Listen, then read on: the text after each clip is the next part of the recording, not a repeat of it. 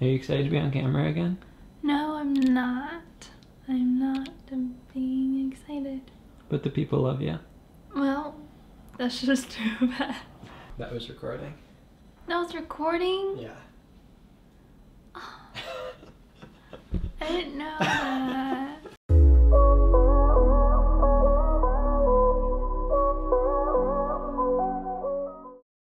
Alright, well, hey everyone, what is up? Welcome or welcome back to my channel. Our channel today? My channel, okay. Yeah. Gospel Simplicity. If you're new, my name is Austin, and this is... Eliza. Eliza, my fiance. Yeah. I was gonna go like this. Yes, see? Real deal. Alright, and today we went to her first ever Orthodox Divine Liturgy, is what you call it. Last time we kept calling... We went to a Catholic Mass, and I kept calling it a service, and everyone yelled at me. So there you have it, people, Divine Liturgy. But we're both Protestants. In fact, we met in a kind of roundabout way through going to the same church in high school, a non-denominational, kind of quasi-megachurch style thing. And this weekend, Eliza was in town, so woke up, got her some coffee, because, well, you gotta get coffee before service. So I'm sitting here editing this video, and I realized that, yes, for Orthodox Christians, you usually do not have coffee or really anything before the service, but one, we weren't going to be partaking of the Eucharist, so I didn't feel as bad about that. Two, we're not Orthodox, and three, Eliza kind of scares me when she hasn't had coffee. I mean, she's really cute, but she needs her coffee. Came over to her Airbnb, and we went and met my good friend Daisuke for service, or for the Divine Liturgy. And speaking of Daisuke, if his sister Yoko is watching this, who I hear watches my videos all the way from Japan, hello, Yoko. Thank you so much for watching these. You're the best. Anyway, over the past year and a half or so, I've been investigating the ancient church, and that's led me to kind of come across the claims of the Catholicism and Orthodoxy. And well, in watching some percentage of my videos, do you want to disclose what percentage that is? Yeah. No, you don't want to be? Okay, we won't ask. Some percentage. She's gotten to come along for that ride, and of course in our own conversations as well, we've kind of talked about these things a little bit. But I don't know, what was that? Maybe like 6 months ago? We went to your first Catholic Mass, and I'd been to a couple at that point, and you shared your thoughts, and people loved it. Apparently like 170,000 people or something have watched that. Yeah, I don't know why. Yeah, it's because you're cute. They don't watch it when it's just me. But anyway, today we went to that Divine Liturgy, and going into it, I asked you as we were on the way there, what do you expect? Do you think, like, what were you thinking it would be like? And you said, I don't know, I think this is going to be really different. Tell me, why did you think it was going to be so different? I don't know. Just like, I don't know.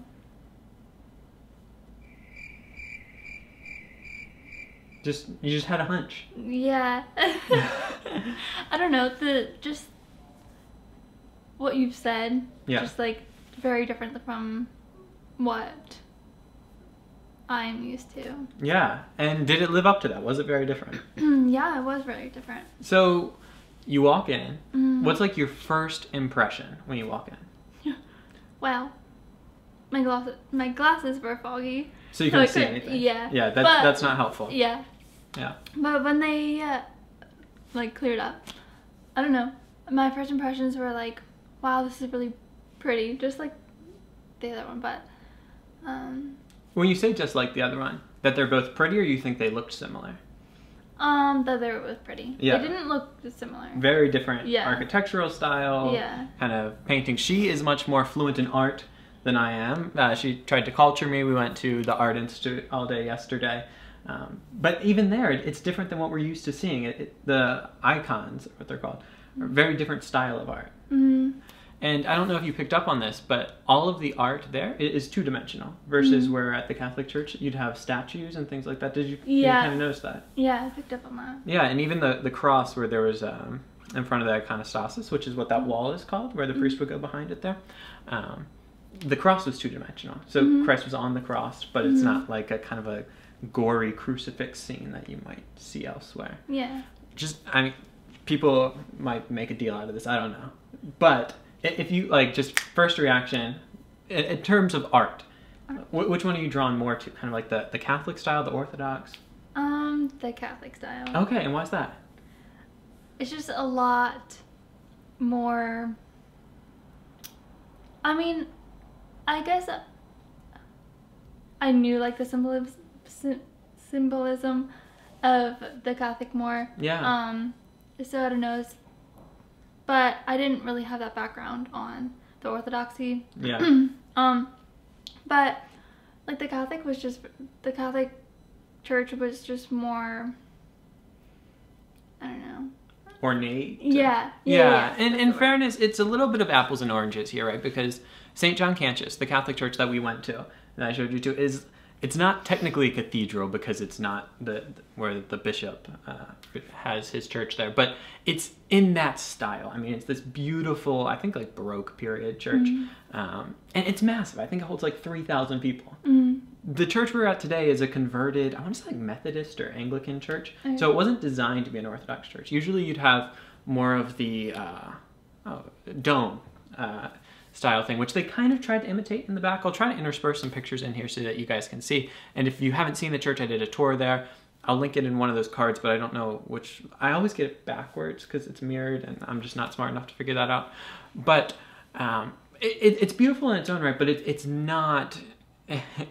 St. John Cantius has like more gold in it than the U.S. Federal Reserve. This church, of course, isn't at that kind of stature. But just in general, even that style of artwork, you kind of prefer the Western Catholic style. Yeah. Interesting. And so something that we talked about when you went to the Catholic Church, and not that we'll just compare them all, but it's a point of reference, is that you grew up in a Lutheran church, right? Before I ever met you. Yeah. And there was a lot of touch points you had between the Lutheran church and the Catholic church in terms of the kneeling and the prayers, and there was a certain familiarity there. Did you feel any of that familiarity today? No. Yeah, it's very different, right? What were some of the different things that stood out to you? Like, in terms of just, and I think it's okay to call it weird or odd or strange, to you subjectively, right? Because you're not used to it. What were some of those things that stood out? One thing was standing the whole time. Yep. After walking around the Art Institute yesterday. Yeah, my legs are a little sore. Sure. Yeah. But yeah, that was one thing. Just standing the whole time, which. Except for the sermon. Yeah. One thing I did think about during the sermon, everybody sat on the ground, which is cool. I thought. Yeah. It's very humbling and what my mind went to was children, they sit on the ground and it's very just childlike. Yeah. But yeah, just him telling a story to us. And did you like that? I did. Yeah. I remember the first time I went to a service there, that was one of the things that really stuck out to me that I appreciated the most about it was there's just something of the simplicity of everyone sitting on the ground to hear a message, and it's humbling. That's a really good word to describe it. And I know this word is so overused, but I can't think of a better one. There's a certain authenticity to it, right? I imagine Jesus going around and teaching his disciples and then just sitting in the grass at his feet. And you kind of get, kind of a picture of that, which is, I think, really beautiful. And one of my favorite things there. And I thought Father Jonathan gave a really nice homily today for the start of the Lenten Triodian, I believe is what it's called, about the tax collector and the Pharisee, and just kind of a simplicity to it. But I imagine this is something different for you, and I'd be curious to hear your thoughts. In the kind of churches we grew up in, the sermon is, it's the main deal. I mean, you get a little music on the front end, a little music on the back end, but the sermon, that's the thing. Right. If you were to kind of chunk up the time that we were there today, the sermon's only a small sliver of that. Did that catch you by surprise in any way? Yeah.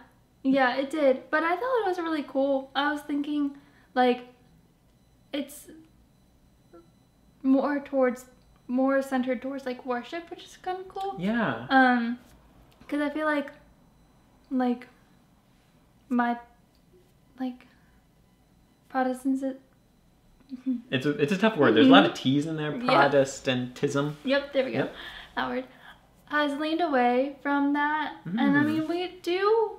I mean, of course, we have worship at the beginning and sometimes the end, depending on what church you go to. Yeah. But I feel like we've leaned away from the worship side of that. Yeah. And kind of more, like you said, more time on the sermon rather than the worship. But I mean, However, like, worship is, like, very intimate. Still. Yeah. But maybe even they're working on kind of a different... It's interesting. I love that you use the word worshipful for the service, because I think it is. And I think maybe reverent is another word you could use for kind of the approach to things. But when I grew up in our, kind of non-denominational megachurch style thing, for me, worship was just singing songs. And there's a lot of singing today, but it's not quite the same. Right. So, when you're talking about worshipful, do you mean they sang a lot? Or, okay, tell me what you mean by that. I mean, I guess just a little bit. Yeah. But, like, I don't know, the singing were, like, words out of the Bible, and, yeah, I don't know, it was kind of hard to understand what they were saying. Yeah. But, all in all, there's, like, they were worshiping with, like, their whole body. I mean, like, whenever... Yeah, like, you were going to do it then, weren't you? Yeah, but I don't remember... The Orthodox way, so you got the two fingers here, okay, the thumb, so you've got the Trinity, Father, Son, Spirit, and the hypostatic union, fully God, fully man. At least I'm told that's what the symbolism is. Like, whether it actually started that way, I don't really know, but maybe that's like a retroactive explanation. And then in the West, so like in the Lutheran church you grew up in, there's probably here, and then, let me get this right. I know, I don't remember. Here, and here. So it goes in this direction. But in the Orthodox Church, they go the other way. Yep, so it's here, here, here, here. But yeah, it's very embodied in that. Yeah, and just like the whole bowing and like, but yeah, that's what I just thought of. And you probably heard the words, Lord have mercy, more times today than you probably have in your life. Yeah. But I think there's something interesting about that, right? The way that that's kind of working in you, that whole service almost has that kind of like repentant attitude there. And I remember the first time I went, that kind of just ringing in my ears for a while afterwards, as well as realizing my clothes smelled like incense, right? Which is probably new in the Lutheran Church. Did they ever use incense? Okay. And the Catholic Church will sometimes, but it's usually not maybe to the same extent. In a lot of parishes for sure, but even at Cancius, it's not often that you're incensed like that with the priest coming around. Right. Did you have any thoughts on that? I thought that was... I was going to say interesting, because I just feel like... I say interesting all the time in my interviews, and people call me out on it. As soon as the guest ends, I'm like, that's so interesting. And, yeah, I need to stop it. I know. Like, I don't know another word for it, but... Intriguing. Intriguing? I don't know. But, that was interesting. Yeah, I don't really have any thoughts on it. Just like... not a negative or a positive, per se. Yeah, it smelled good. It does smell good, yeah. And it does create a certain... I think it lends to that atmosphere of worship, right? Like that... I think there's a certain solemnity, a certain seriousness with which the worship is approached that is very different than our kind of come-as-you-are mentality. And I see merits in both, personally. Like, I love that someone can walk into a non-denominational church off the street and just feel at home, right? But that's not what they're going for there. They actually want you to not feel at home or to learn for that to feel like home, but kind of transport you into heaven. There's a very famous story of, I think it's like the first Russian Tsar. I'm probably messing this up, but they go to the Hagia Sophia in Constantinople, and the Tsar is trying to figure out like what religion his people should be in. And they go to this service, and the people report back like, we didn't know whether we were in heaven or on earth, because that's often told as like, yes, that's what's going for here with the icons everywhere, with the incense, with the singing. Like it's to transport you somewhere else. Do you feel? I mean, obviously, like you knew you were in Chicago, right? But do you think, to what extent do you think it does that job of kind of taking you out of your daily life there? It does. I think it does. Yeah. Yeah. I don't know. Yeah, it does. Yeah. I don't know. No, so on those same lines, though, of it being something kind of transporting you somewhere else, you mentioned it was very different, right? To what extent did you feel like I didn't prime you very much for this, and I didn't talk as much through this service as I did in the Catholic Church. Also, I have like a missal for the service in the Catholic Church. I can kind of talk you through each of them. I don't actually know the Orthodox liturgy quite as well. I tried to at points, but to what extent did you just feel lost? To what extent? I felt very lost. Very lost. Yeah. Yeah. But I could kind of figure. I don't know. I couldn't. You could maybe get some like that, like, oh, this is like communion or Eucharist or whatever word you want to use there. Yeah, I could get that part. Could you even? So you've at least grown up hearing the creed, right? Did you notice when they were saying it? Because they say it so fast and with such a... it feels strange to me, at least. Yeah. Like the cadence of it, I guess you'd call it. Yeah. I was going to imitate it, but I was going to do it so bad, so I won't do it. No. Yeah, I could tell that, like, it took me a little while, and I was like, oh... That's what it is. Yeah, you get like the last word. It's like the Father. Yeah. Yeah. There you go. I tried it. And saying, I think the creed's probably the hardest. The Our Father. I'm sure the Lord's Prayer there, but even that kind of has an interesting rhythm to it. And honestly, there's a lot of praying in between, right? Which is something different, right? I mean, we joke somewhat in the kind of Protestant non-denominational church world of like prayers like the buffer to get people on and off stage, which that's being a little cynical, right? I mean, I think that it's more than that, but often it kind of is used in that way. Like, how do we wheel the preacher's TV on? Like, well, someone's going to pray, and then they can get the singers off and the TV on, and boom, you open your eyes and everything's magically there. There's just a lot more praying going on. And sometimes the priest is behind the iconostasis and the doors are closed and you don't really know what's happening there. Yeah. Yeah. Did you pick up on the prayers for the different people that was going on at certain points? So when they prayed for Archbishop, what was his name? Like Tikhon, or Archbishop Paul of, I forget. I'm sorry if I get their names wrong. But, you know, the different levels of people, and then for the people in the armed forces, people with coronavirus, people. Yeah. What did you think of that? It's kind of interesting how they go through those. Yeah, I thought that was interesting. I thought that was cool. Like, just praying for each and everybody. I think that's the same. We'll go with it. Each and everyone. I don't know. Let us know. Yeah, I don't know. Just giving, like, just recognizing those people. Yeah, that was cool. Yeah. Well, I mean, there's a lot to process, right? It's a brand new experience, something very different. But shout out to you for going. I really appreciate that. I know you come to Chicago, and usually it's Dice K and I take you on these strange adventures to different churches. Obviously, you've kind of seen me process these things from afar. But then we throw you into the midst of it, you know? And you get to experience it and do this, which I know you only tolerate, but I do appreciate it. And if you guys appreciate it, please leave a comment letting her know how much you enjoy her doing this, because this is not natural for her. I talk to cameras for fun so that, you know, I don't have to bore you with all of this, right? Like, you should thank them. Thank you. Yes, and they should thank you for coming on to talk about this today. But any kind of like last thoughts about the service? Liturgy, divine liturgy.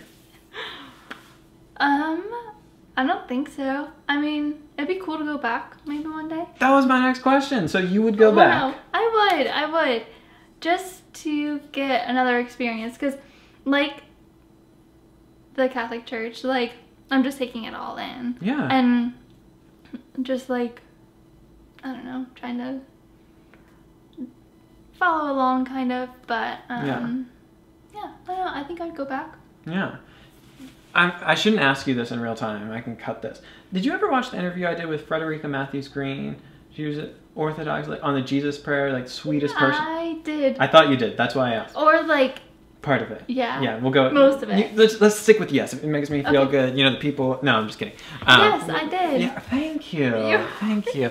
So she has a great book called Welcome to the Orthodox Church, where she kind of takes people through, I think, like a year in the Orthodox Church. So it kind of orients you to. They talk about like Great Lent and a lot about Pascha today, which is Easter, which is quite the service if you ever go. It's like till midnight and it's crazy.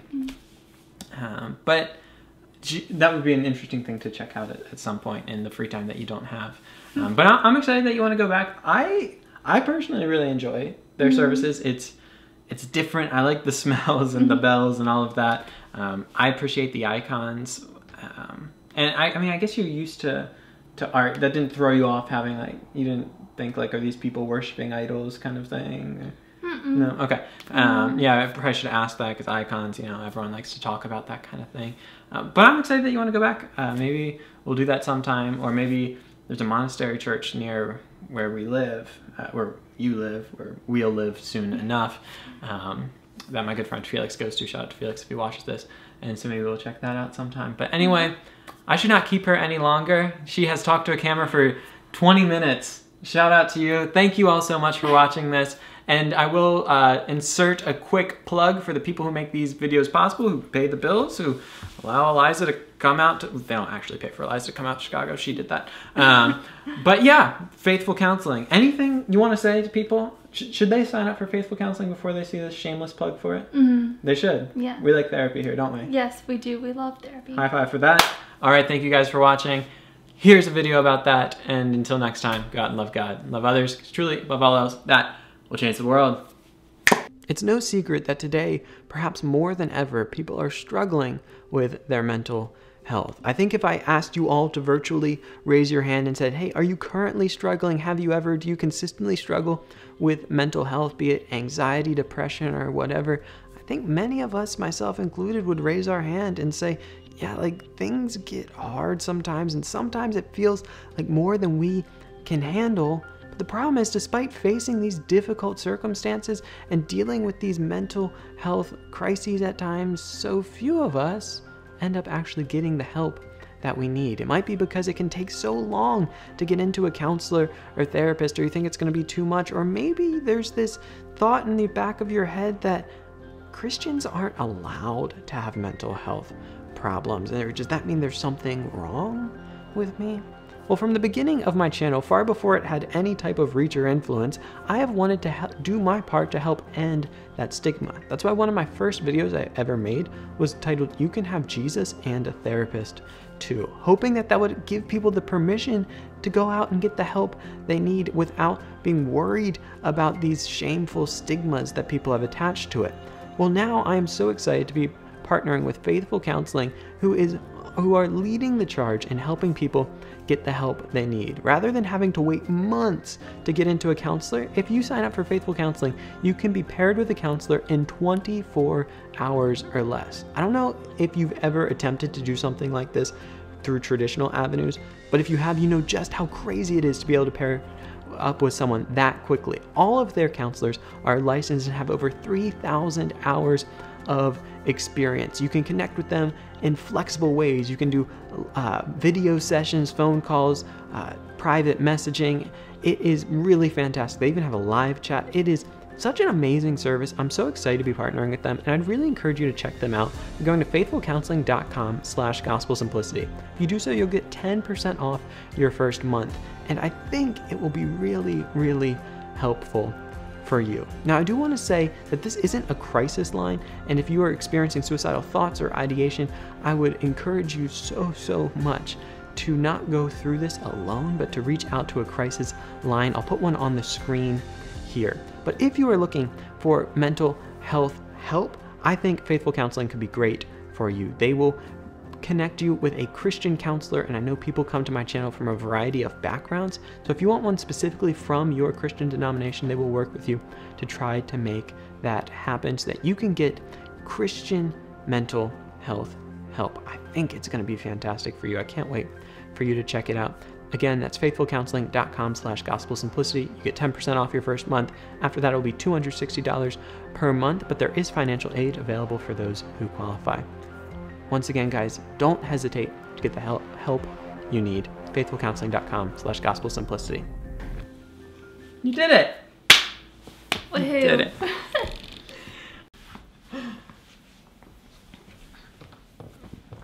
Scoot over. No.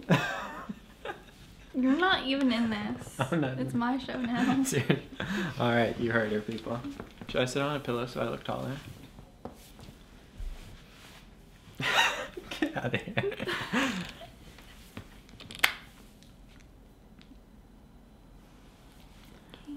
I don't like this. She's got a lot to say.